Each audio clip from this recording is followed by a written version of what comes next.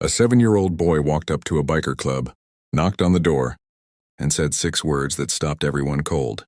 Those 6 words started a chain of events that nobody in that club, or in that little boy's life, would ever forget. His name was Eli. And the day he pulled his bicycle down the road to find help, he had no idea. He was about to walk into the one place in the world that would actually listen. This is his story, and by the end of it, I promise you, you are going to feel something. It was a regular Saturday afternoon, the kind where nothing special is supposed to happen. Inside the Iron Road Biker Club, music was playing. Pool balls were clicking. Cold drinks were being passed around. It was a normal weekend for about 50 men who spent their free time riding motorcycles and keeping to themselves. Then someone knocked on the front door.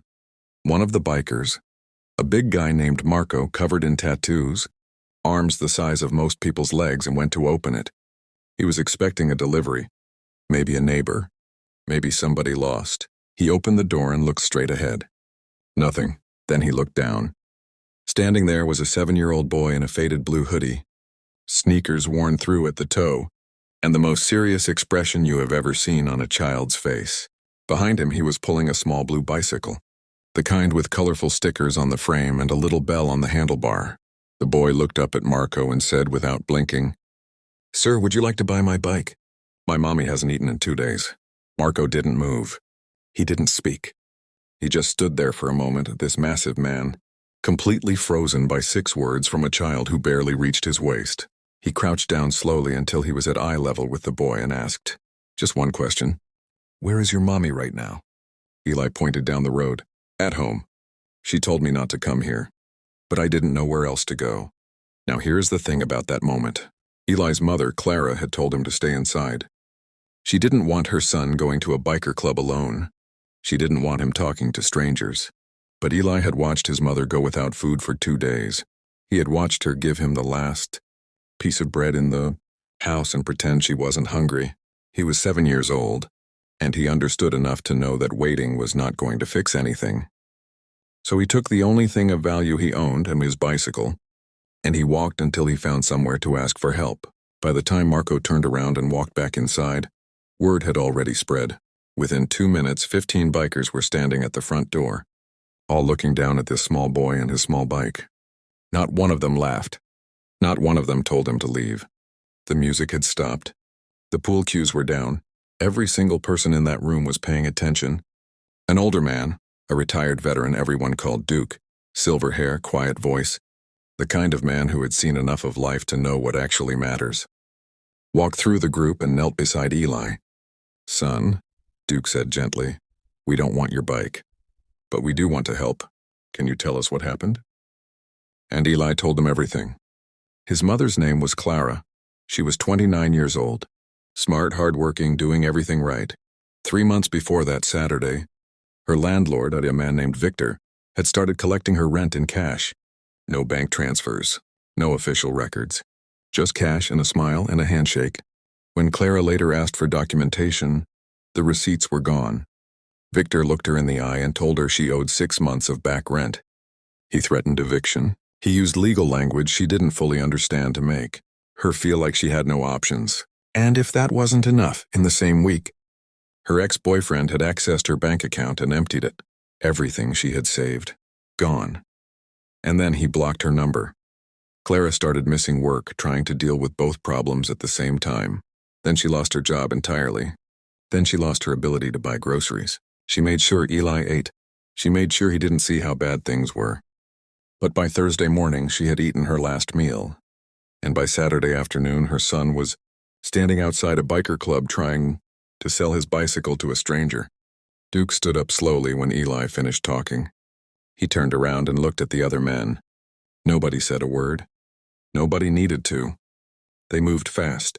Within 20 minutes, they had collected enough food to fill 3 large grocery bags. 2 bikers who had backgrounds in law started making phone calls about Victor and the illegal cash rent arrangement. Another reached out to a contact at the local housing authority. Someone else was already looking into the ex-boyfriend situation. They loaded everything into their trucks and drove to Clara's apartment in a full convoy. When Clara opened her front door and saw 15 bikers on her doorstep, and then saw Eli standing right at the front, safe, with a look on his face like he had just done something very smart. She put both hands over her mouth and couldn't make a single sound. Duke stepped forward and handed her the bags. "Your son is one of the bravest people any of us have ever met," he said. "And you raised him. So you must be pretty remarkable yourself." Clara sat down right there on the floor of her own apartment and cried. Not from sadness, from relief. From the kind of exhaustion that finally lets go when someone shows up and says, "You are not alone anymore." They stayed for hours. They ate together around her small table. One biker fixed a heater that had been broken for weeks. Clara had been sleeping in the cold and never said a word about it. Another one turned out to be an electrician and rewired a dangerous socket in the kitchen at no charge. But the part of this story that people could not stop talking about came 7 days later. Duke and 2 others had spent that entire week quietly building a case. They gathered text messages Clara had saved without realizing how important they were. They found a neighbor who had watched her make cash payments to Victor with their own eyes. They discovered 3 other tenants in the same building who had experienced the same thing, a cash rent, no records, then sudden demands for back payment. They didn't go after Victor themselves. They didn't show up at his door.